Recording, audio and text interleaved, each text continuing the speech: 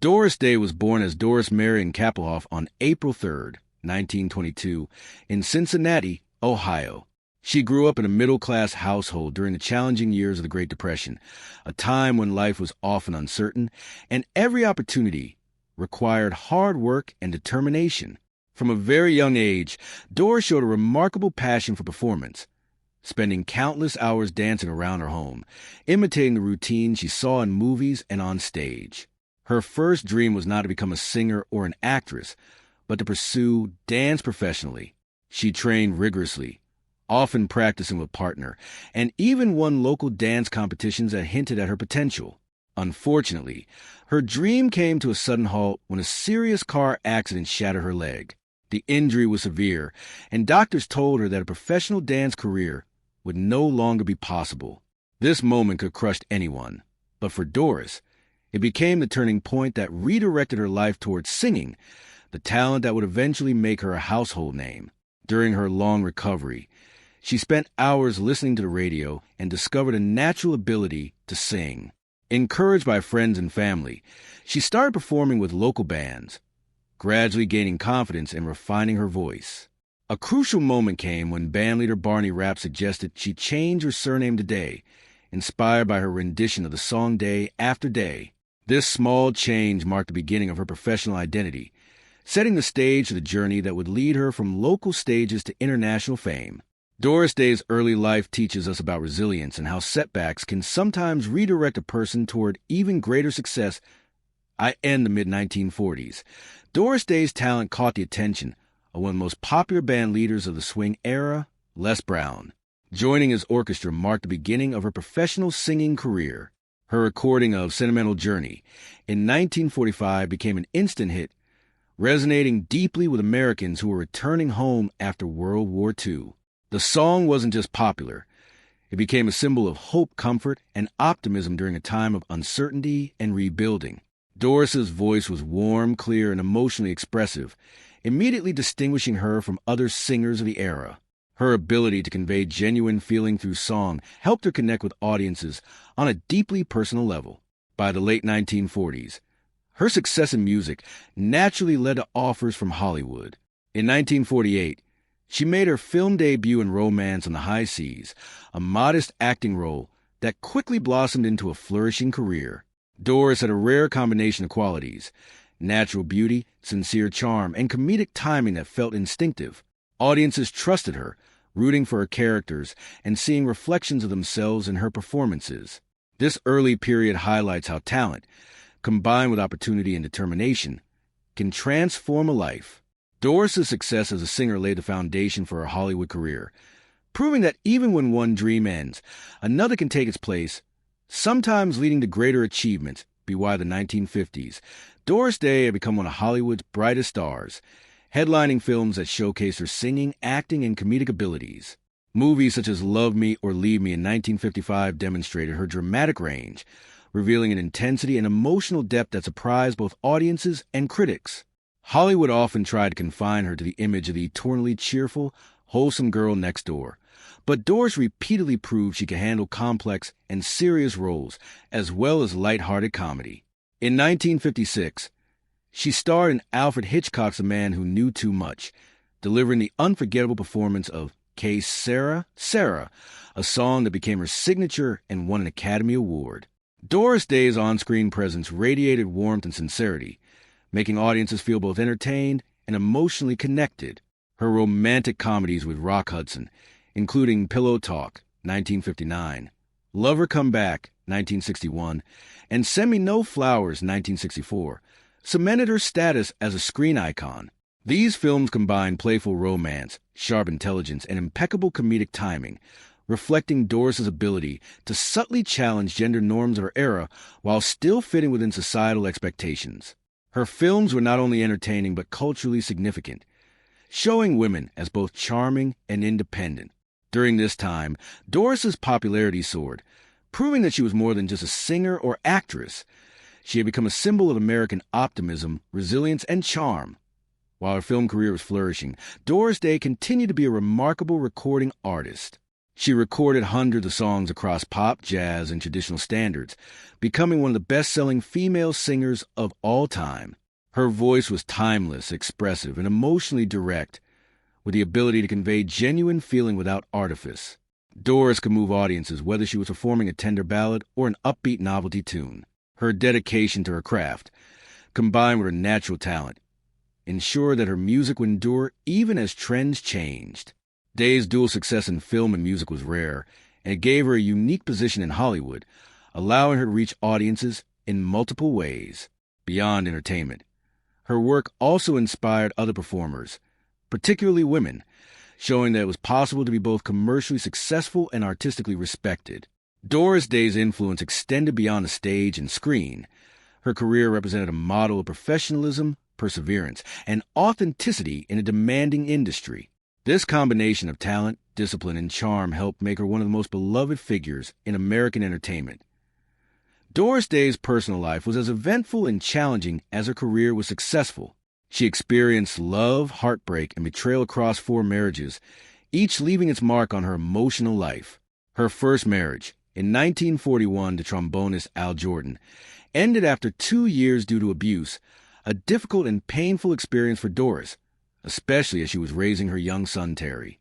Her second marriage, to saxophonist George Weidler in 1946, struggled under the pressures of her rapidly rising stardom and ended quietly by 1949.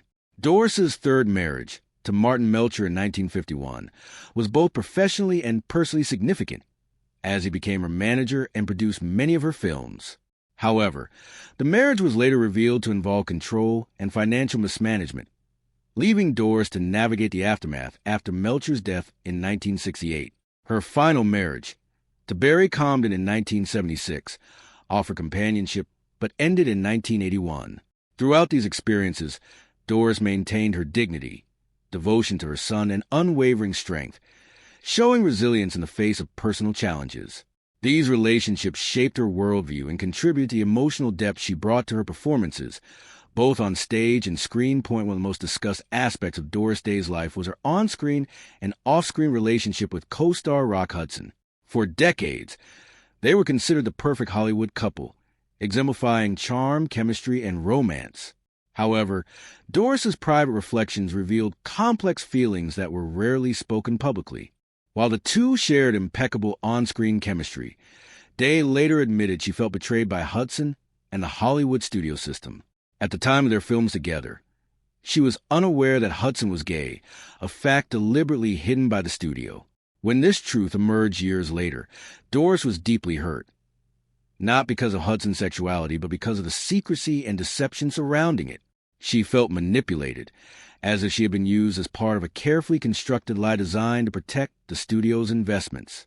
This sense of betrayal, coupled with the public's continued romanticization of their partnership, left her with lingering anger and disappointment. While not hatred in the strictest sense, her feelings toward Hudson reflect a profound sense of injustice and broken trust, explaining why the title Doris Day truly hated him more than anyone resonates emotionally with audiences, even if the reality was nuanced. Doris Day was known for her discipline, warmth, and professionalism. She valued honesty above nearly everything, a trait that made her eventual realization about Hudson's hidden truth particularly painful. Her anger was less about the personal aspects of Hudson's life and more about the deception and violation of trust she experienced. She described feeling foolish for not knowing what everyone else seemed to understand, and this emotional burden stayed with her for years. Doris's story highlights the pressures of the Hollywood system, where actors often had to maintain facades for public consumption.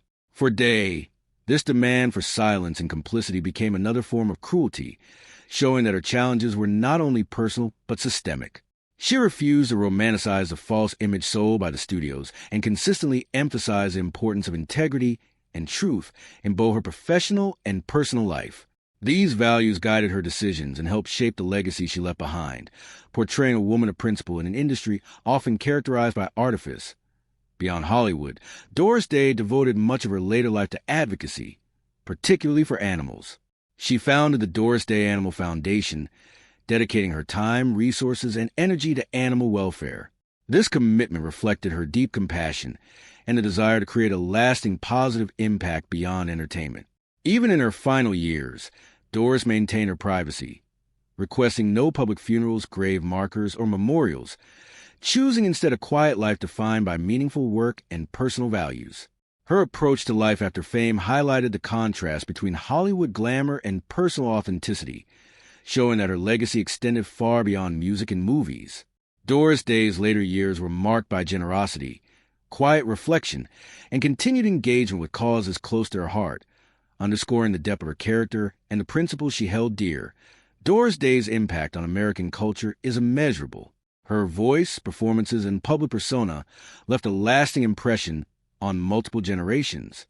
She demonstrated how talent, authenticity, and resilience could create an enduring legacy. Day was not only an entertainer, but also a role model, exemplifying how women could navigate the pressures of fame while maintaining dignity, compassion, and independence. Her films and songs continue to be celebrated for their warmth, humor, and emotional resonance. By balancing professionalism with personal integrity, Doris Day became an icon whose influence extends far beyond Hollywood. Her story also offers lessons about trust, betrayal, and resilience, making her life relevant not just as entertainment history, but as a human narrative about the challenges and triumphs of living fully and honestly. Doris Day passed away on May 13, 2019, at the age of 97, leaving behind a body of work that continues to bring joy and inspiration. While her career was filled with fame and acclaim, her private reflections remind us that even stars experience betrayal, disappointment, and emotional struggle. Her feelings toward Rock Hudson, often misunderstood or oversimplified by the public, illustrate the complexity of human emotions and the challenge of navigating trust in both personal and professional relationships. Yet, Doris Day's life was also one of resilience, humor, and love. She remained devoted to her son, committed to her craft, and generous in her advocacy. Through her music, films, and personal actions, Doris Day created a legacy that transcends Hollywood's glamour, leaving a story of authenticity, perseverance, and moral courage that continues to resonate today. Her life reminds us that behind the bright smiles and cinematic charm, there are real people with emotions, challenges, and principles that define their lasting impact on the world. Doris Day was born Doris Marion Kappelhoff on April 3, 1922, in Cincinnati, Ohio. She grew up in a modest household during the Great Depression, a time when life was often uncertain. From a young age, Doris loved performing. She dreamed of becoming a professional dancer, spending hours practicing steps at home and competing in local dance contests. But tragedy struck.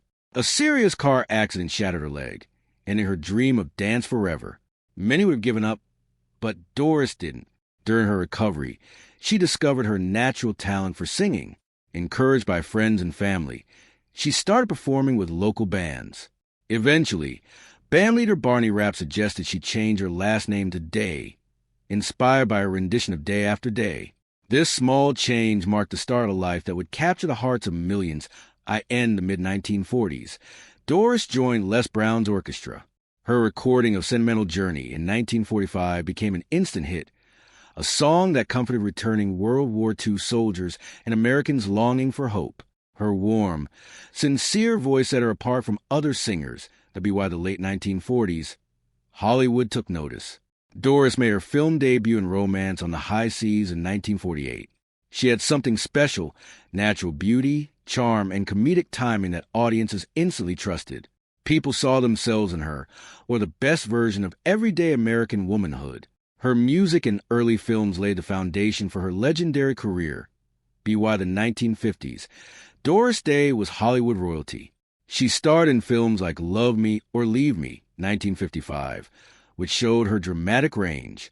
Then came Alfred Hitchcock's The Man Who Knew Too Much, 1956, where she performed Kay's Sarah.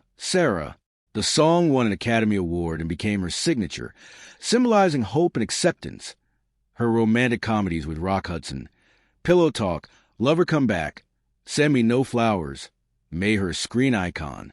Doris's characters were playful, witty, and independent, subtly challenging the era's gender norms. She entertained millions while showing that women could be both charming and strong. Even with a thriving film career, Doris never stopped singing. She recorded hundreds of songs in pop, jazz, and traditional standards, becoming one of the best-selling female singers of all time. Her voice was pure, expressive, and timeless, Able to touch hearts whether performing tender ballads or upbeat tunes. Doris's music and films combined to make her a multi-talented icon, beloved not only for her talent but for her authenticity and warmth. Doris's personal life was filled with love, heartbreak, and resilience. She married 4 times. Her first marriage to Al Jordan ended because of abuse, leaving her to raise her son Terry alone. Her second marriage to George Weidler faltered under the pressures of fame. Her third marriage to Martin Melcher was professionally important but personally complicated, with financial mismanagement revealed after his death. Her final marriage to Barry Comden ended in 1981. Despite these challenges, Doris's strength, devotion to her son, and dignity never wavered, shaping the woman the world adored. Doris Day and Rock Hudson were Hollywood's perfect on-screen couple. But behind the cameras, Doris's feelings were far more complex. At the time of their films, she did not know Hudson was gay, a fact hidden by the studio. Years later, when the truth came out, Doris felt betrayed and manipulated. It wasn't anger at who Hudson was. It was a deception and betrayal of trust. Doris had laughed, rehearsed, and worked side by side with him, believing in honesty and friendship. When she realized the romance sold to the public was a lie, it hurt deeply. Her resentment was not simple hatred, but the lasting pain of broken trust. Doris Day valued professionalism, honesty, and personal integrity above all else. Hollywood often demanded silence and maintained facades, but Doris refused to participate in lies, even when it meant facing disappointment. Her story shows how the system often exploited stars and how she maintained her dignity despite deception. In her later years, Doris focused on animal welfare, founding the Doris Day Animal Foundation. She lived privately, requesting no public funeral or memorials, showing that her life was defined by action and compassion, not spectacle. Doris's later years reflected the values she held close: love, kindness, and integrity. Doris Day's relationship with Rock Hudson was one of the most talked-about partnerships in Hollywood history, celebrated on screen as the epitome of charm, romance, and effortless chemistry. Films like Pillow Talk, Lover Come Back, and Send Me No Flowers cemented their image as a perfect couple, captivating audiences with playful banter, romantic tension, and a sparkling sense of sophistication. On screen, they were magic, seemingly destined for each other, embodying the fantasies of millions of moviegoers who believed in the love they portrayed. But behind the carefully polished smiles and perfectly timed lines, the reality was far more complex, layered, and for Doris, deeply painful. At the time of filming these iconic movies, Doris had no knowledge that Hudson was gay, a fact that the studio went to great lengths to conceal. Fearing it would harm box office returns and the carefully constructed romantic image that had become central to their branding. Doris's eventual discovery of this truth years later shook her profoundly, not because of who Hudson was, but because she realized she had been kept in the dark while the world around her was aware. To Doris, this was not a minor oversight. It was a betrayal, a violation of trust that went beyond the personal and touched the very principles she held dear. Throughout her life, Doris had valued honesty, transparency, and straightforwardness in both personal and professional relationships. She believed that integrity formed the foundation of all meaningful connections, and when she learned that she had been unknowingly complicit in a lie crafted by the studio system, her sense of disillusionment was intense. She felt manipulated, used, and in her own words, foolish, as if the laughter, rehearsals, and shared experiences she had with Hudson had been built on a fragile foundation of secrecy. This was compounded by the fact that the public continued to romanticize their partnership for decades, often speaking about Doris and Hudson as a real-life couple, when in truth, the warmth and connection were strictly professional. For Doris, every public reference to their romance was a reminder of the carefully maintained illusion that had hidden the truth from her. The emotional toll of this deception was not fleeting. Doris admitted that the betrayal lingered in her mind for years, shaping her perceptions of trust and professional relationships in Hollywood. She did not harbor hatred toward Hudson as a person, understanding that his sexuality was not a choice meant to deceive her. Instead, her anger and disappointment were directed toward the system that enabled the deception, the culture of secrecy, and the moral compromises demanded by Hollywood studios. Doris's feelings were complex, a mix of compassion, frustration, and sorrow, all colored by the years of trust she had extended to a colleague she believed to be candid and genuine. When Hudson later revealed his AIDS diagnosis in the 1980s, Doris's emotions became even more conflicted. She expressed sympathy and concern for his suffering, demonstrating the empathy and humanity that had always been central to her character. Yet this compassion did not erase the memory of the lies and secrecy that had once made her feel humiliated and manipulated. In private reflections, she often emphasized that her resentment was not about judgment or hatred in the simple sense, but about a deeply human reaction to being misled. A response to discovering that the foundations of her trust had been quietly dismantled by circumstances beyond her control. This experience, painful as it was, also revealed Doris Day's remarkable strength of character. She never publicly vilified Hudson, nor did she allow the situation to define her legacy. Instead, she spoke candidly about the deception, highlighting both her personal feelings and the systemic pressures that shaped the outcome, providing a rare glimpse into the struggles of navigating personal integrity within the machinery of Hollywood. Ultimately, her relationship with Rock Hudson stands as a testament not to hate in its simplistic form, but to the profound human capacity to feel betrayal, disappointment, and disillusionment while still maintaining grace, professionalism, and a commitment to one's principles. It illustrates the emotional complexity that often lies behind the glamorous facade of stardom and reminds audiences that even the brightest icons face real struggles that are invisible to the public. EYE's Doris Day's film and music career gradually slowed in the 1970s. She turned her focus outward, dedicated herself to causes that reflected her personal values and compassionate nature. While Hollywood had offered fame, fortune, and public adoration, Doris sought something more enduring and meaningful: the chance to make a difference in the lives of others, particularly animals. She founded the Doris Day Animal Foundation, a charitable organization devoted to the welfare and protection of animals, which she nurtured and supported for decades. Her commitment to the foundation was not superficial. She personally engaged in advocacy, fundraising, and outreach, often speaking passionately about the need for humane treatment and responsible care of animals. Doris's work in this area revealed a side of her that went beyond the glimmer of Hollywood lights, a woman whose compassion and moral clarity shaped her identity as profoundly as her artistic achievements. Even in her private life, Doris emphasized simplicity, privacy, and authenticity, refusing to allow the demands of fame to dictate her personal choices.